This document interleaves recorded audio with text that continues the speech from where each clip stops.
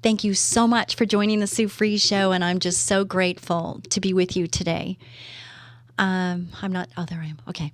Anyway, so today we're going to talk about how we start our day. And I'm just going to ask you right now, how do you start your day? In Psalm 118:24, this is the day that the Lord has made. I will rejoice and be glad in it. Are you rejoicing? I don't know what's going on in your life, but God does. And I know that I have good days, bad days, in between days. And I know that when I give thanks for the things that are going well, it helps me with my attitude. It helps me with how I take on the day. And, we can get beat down. We so can. We can get beat down. But we also can build ourselves up from the inside out. And so how we start our day is going to determine. It's like the attitude determines the altitude. Have you ever heard that? And it's so true. So the day you are in, the day you, I'm sorry, we have to edit that. I apologize. Think about what that means. His grace is on this day, and His mercy is on this day. Whatever kind of decisions you have to make in the day, you can go to God anytime to ask for wisdom or guidance. So some of you might not have a relationship with God, and you might not be able to do that, but you can just by making a decision to decide to do that. He gave us freedom of choice for a reason. He wanted to give you the option to be able to choose Him and to know that He is a resource. He is there. He created you, and He is there to guide you, to give you wisdom when you're in the middle of a decision and you want to make the right decision. And sometimes, you've got this little voice over this side that's saying to do this, and a little voice on the other shoulder that's saying to do this, and you need that discernment that comes from God, that discernment that you need. And also, God puts people in our lives, and we need to choose those people wisely. That when you want to talk to somebody about a decision you need to make, that they can guide you or give you insight, that maybe you have a blind spot on, and that you want help, you need direction. And where do you go? I go to God, and I go to the Bible. And sometimes it's difficult to some degree to know where to go in the Bible to find what it is you need in order to know which way to go. But I can tell you that it is there. You just got to have to seek and find it. Because we are living in it, we are experiencing God's goodness. Even as small as the air we breathe, we should be thankful for everything in life. We do not deserve anything, but it is a free gift from God. I had a hard time, when people say, how are you? Better than I deserve, and I have a hard time with that comment. And the reason is that I don't want to slight, or I don't want to minimize the sacrifice God made by giving His only Son to die in our place. And He placed value on our heads and on our bodies and in His creation, that He valued us enough to sacrifice His Son in our place. So when I say that, I'm given more than I deserve, I think, yes, there's truth to that, but also it's admiring and appreciating and respecting the sacrifice that God made to send His Son in our place. Any parent can understand just what a sacrifice that would be. To know God has made the day gives meaning to it. As I age, as I get older, I'm realizing just how much time I have left, because, let's say it's 100. For me, it's 107. I'm living till I'm 107. I'll be dancing till I'm 100. That's my goal. And I believe that, we set those goals, and I do set the bar high for me, because, when I was taught a long time ago that wherever you set the bar, if you come down, then if it's high, then you come down and it's not as low as if you would have set it where you really think it should go. You're going to even be lower than that. So let's set the bar high in our lives. Let's set the bar high. Let's not put a ceiling on what God can do in our lives. I think so much of us do this. I did this. I've done that. In my business, I kind of set the bar, and I now realizing after 43 years of being in the business that I really could have set the bar so much higher if I would have known then what I know now. How many of you can say that? Yes. I'm sorry, I'm turning off something. Ultimately, our life only has meaning because we choose to live for outside gifts, the material gifts that really matter. It's the gifts that we give from our heart, those thoughtful things that we do, sacrifices that we make that make the difference. while we are loving other people, we are in turn loving Jesus because he has called us to love one another. You're listening to the Sue Fries Show. Sue Fries, spelled like fries, one word.com. I am inviting you to go to my website, and I want you to look things up. There are 14 years, yes, 14 years of radio show podcasts that are available to you that are based on subject matter, based on guests that I might have on, lessons that God's teaching me. I just really welcome you to and invite you to share it with friends and family. And I've met some families that have met me at events or whatnot, and they have their whole family there. And as a family, they've told me that they sit there and listen to the show as a family. And I'm like, oh my gosh, that is so amazing. And because I pray about it and because I want it to be God's word, I believe it is helpful for family. It's helpful because I talk about relationships, I talk about life lessons, and I come from a biblical perspective. I asked a new employee about what they felt, and they said it was very preachy and very, churchy. And I said, well, yes, that is an element of what I choose to speak about because I wouldn't be on the radio right now. I have to share what's truly in me. I can't imagine my life without God in it and being in the front of it. Was he always? No, he was not. But I can tell you that he is now, and then I want to make him I want to live up to what he's created in me. I want to be who he wants me to be. I believe I have a calling on my life, just as you do. If you're a believer, you have a calling on your life. And this calling, the only way you can make it manifest and make it really show and live up to what God created in you is by you doing your best to follow his will in your life. And it makes decision making easier. It really does when you know what right and wrong is, and you know what God's hope and creation is for. It makes it easier when you're living day to day. When you start the day this way, it helps remind us of our blessings and brings us joy to know that God has given us life, work to do, people to love, and things to experience. So be glad for another day to live for his glory. Living for God's glory is living. Why are they different?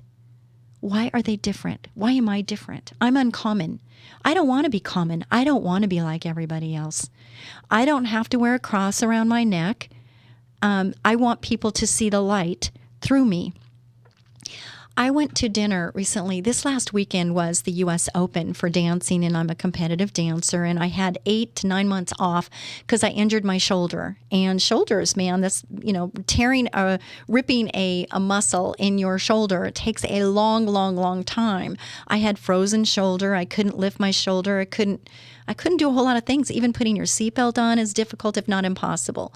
Opening and shutting your door using your left arm. It's just my left shoulder was the one that was hurt. And it was through dancing that I injured it. And so it took a long time to heal. So this last weekend was going to an event where I had not been present. Gladly, nobody really forgot me, but I wasn't around a lot. And so it was like reopening this community and this whole dance community that is so wonderful. And I went to I went to dinner with a couple that's from Nashville that I had met a couple times before, but really didn't get to know them.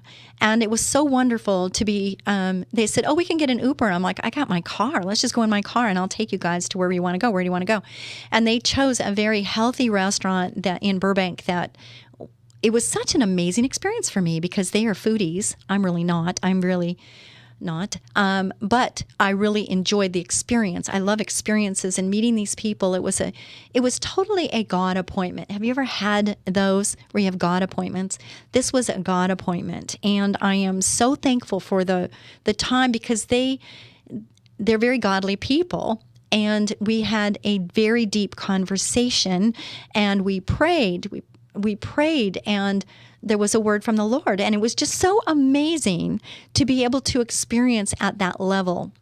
which is, it doesn't happen a whole lot, but when it does, man, it's just like a sweet aroma, and the flavor and just everything about it was amazing. And it was totally a God thing. And I told them, I said, this was no coincidence. This was totally a God appointment. And I'm so thankful that I was obedient, because I didn't have plans. I had no plans. And sometimes God, shows up. When we don't have plans, He has a plan.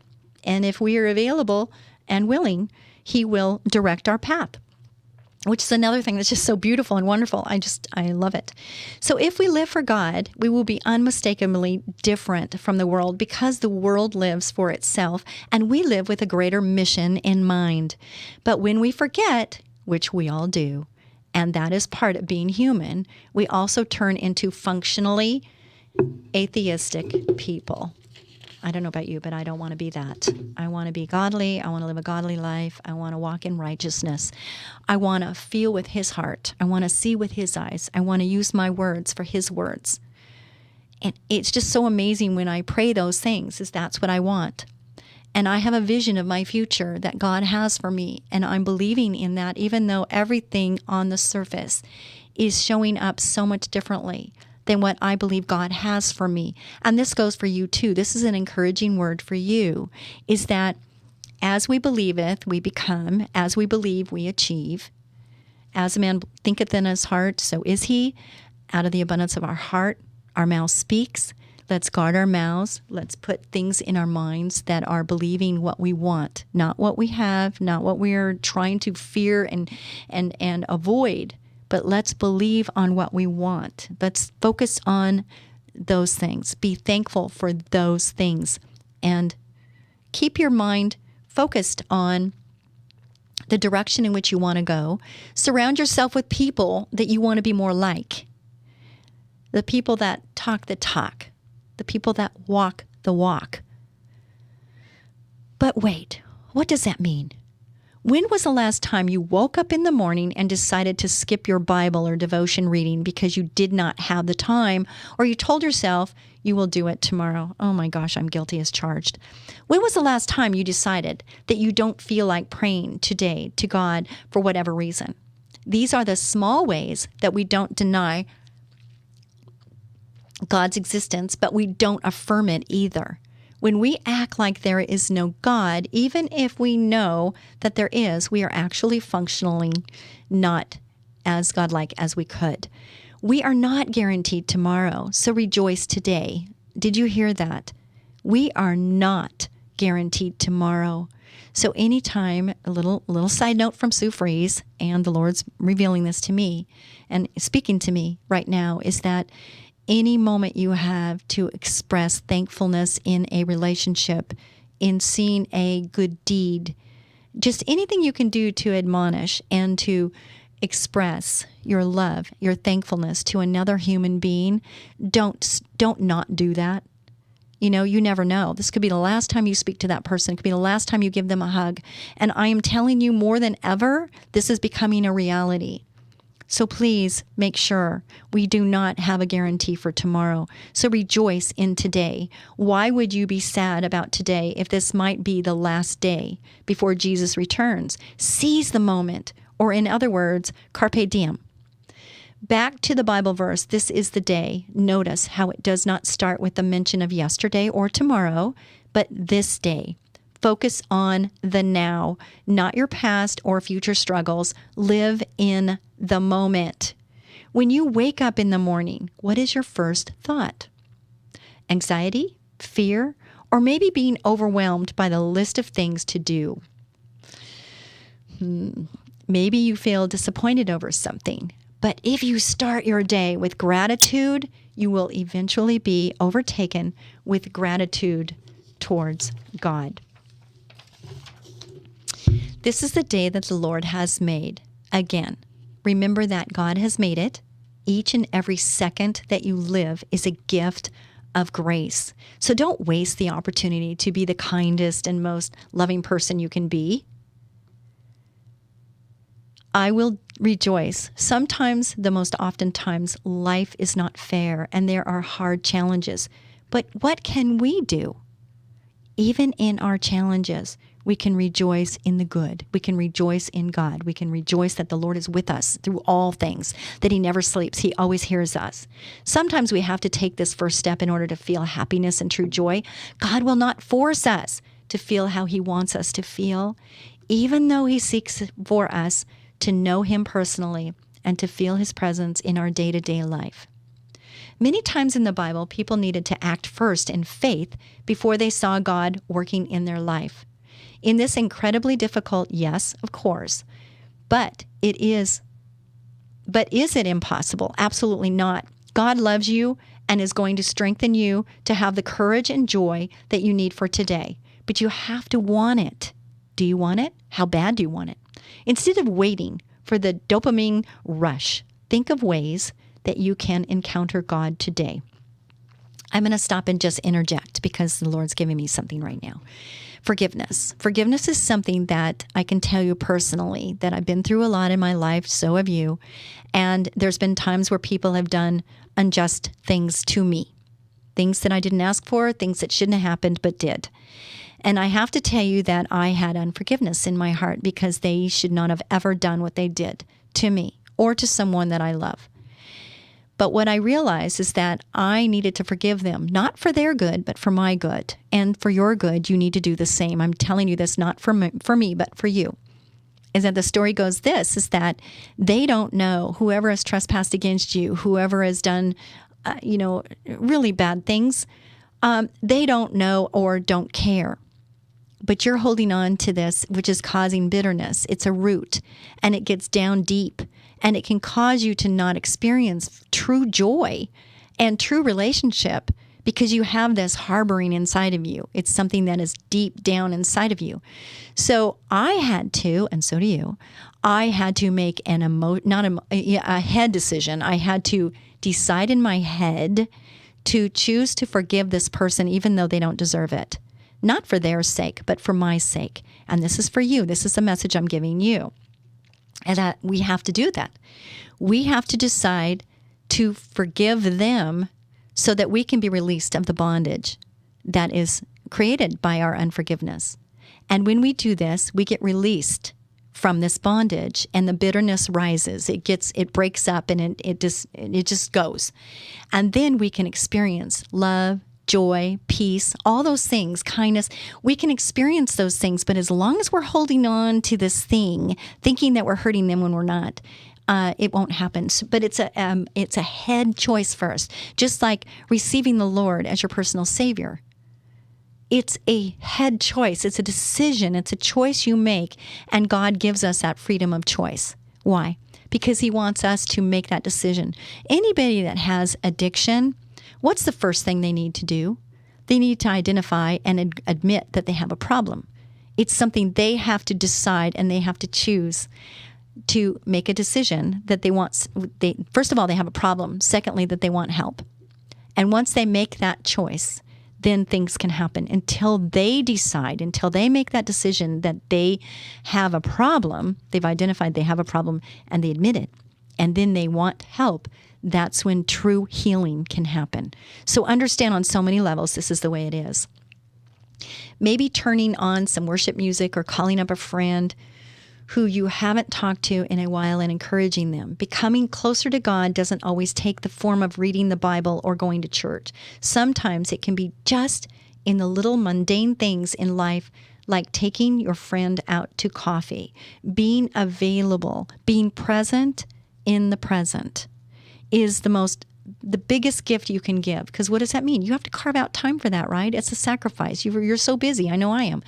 But it's those times when we take time out, just like this couple. They didn't have a ride. They were going to take Uber. I said, no, let's take the car. We went there. Instead of an hour of dinner, we ended up with a 3-hour dinner. And it was the most wonderful dinner in so many levels. I mean, I learned so many things. it just was incredible. The experience was amazing, and I will be forever grateful for that. Another way to rejoice is to acknowledge ways that we can affirm ourselves in our day. Mark 11:24 underscores the need for this kind of prayer. So I tell you, whatever you ask for in prayer, believe that you have received it. Believe you have already received it, and it will be yours. Did you hear that? Mark 11:24. Whatever you ask for in prayer, believe that you have received it and it will be yours. Now, this is changing your mind frame, right? You know, everything looks a certain way in your life. Everything that you see, everything that you're experiencing, your feelings, you're bringing everything that you've experienced up until this time in your life. They've come together and you have a belief on those things. But you can change that belief and change the outcome by doing what this just said. But before we jump into it, what does it mean to affirm yourself? And what's the difference between praying and affirming? Praying as when we're asking God for something. Affirming is when we are telling ourselves biblical truths as if they already happened. When it comes to ideas that God has already promised us. Victory is ours. How about that one? You know, you're going through a battle. We are all going through battles. But when we say, greater is he that's in me than he that's in the world, when we say victory is ours, these are things that can help us get through the tough times. Instead of asking God to fulfill them, we should remind ourselves that he already has even. If we don't see it, here is a list of affirmations that you can practice today. Essentially, you are going state your prayers as affirmations. God is my light and my salvation, rather than be my light. Go to Sue Free, spelled like fries, one word.com. Go there and check out the I ams. It's what God says as to who you are, and it will help you. If you read those every morning and every night, you will find that your life will change. It will be transformed by the renewing of your mind. I welcome you. I invite you to go to Sue Free, spelled like fries, one word.com. Check it out. Print out the 3 pages. They are free, and they will help you with your life. Be a blessing to someone each and every day. This is the holiday season, and we want to love on people and be loved back, don't we? So be a blessing to someone each and every day. This is part 1 of a part 2 series. So thank you, and we will be back right after this brief break.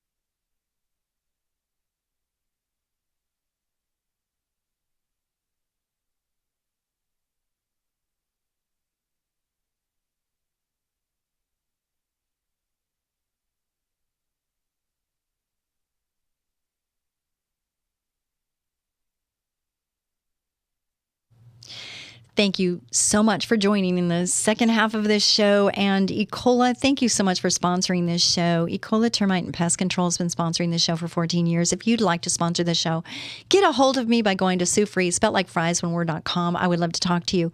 I've been advertising for a very long time. I've learned a lot in my advertising. So if you're a business, if you're starting out, this would be a great idea for you in your area, because this radio show goes a lot of different places, and we can talk and I can help you and guide you. And then once it starts working for you, which I believe the radio station that it will work for you, I will connect you with a person, a representative that can help you expand and build your business, because that's what we're called to do. Is we're called to multiply, aren't we? So I would love to help you with that. It would be fun for me to help you with that.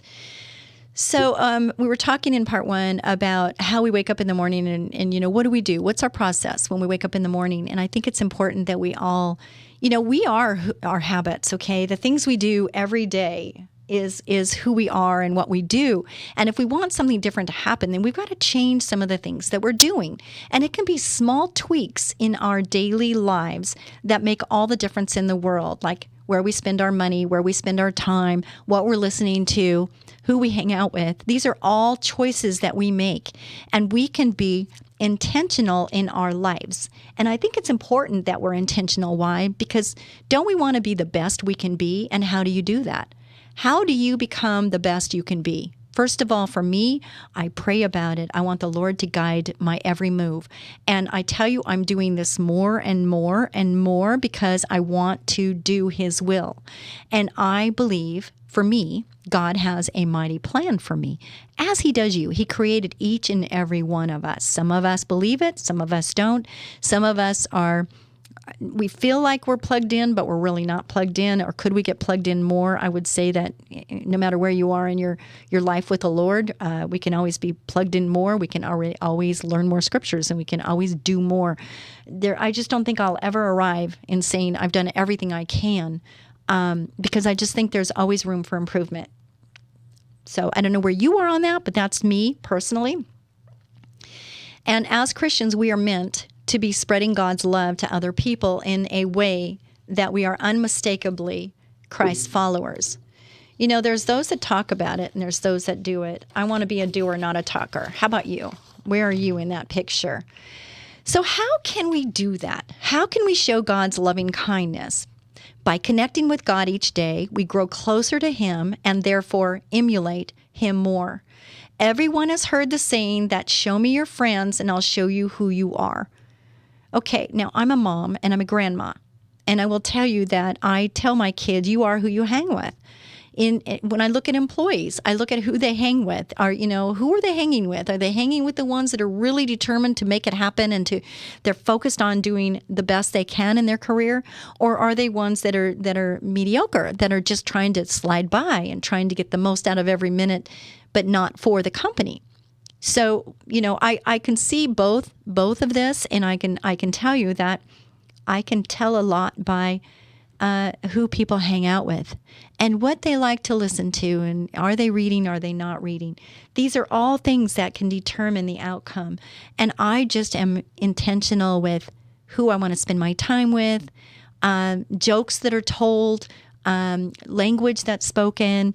I don't want my ears to bleed. I don't want to be around people that are speaking untruths or talking about things that really don't matter with people who really don't care. I want to be with the people that are really intentional with their lives, because we only have so many minutes, so many days, so many weeks, so many months, and maybe today. And so I want to make the most of every minute. How about you? Where are you in this process? How are you thinking? What is your belief system?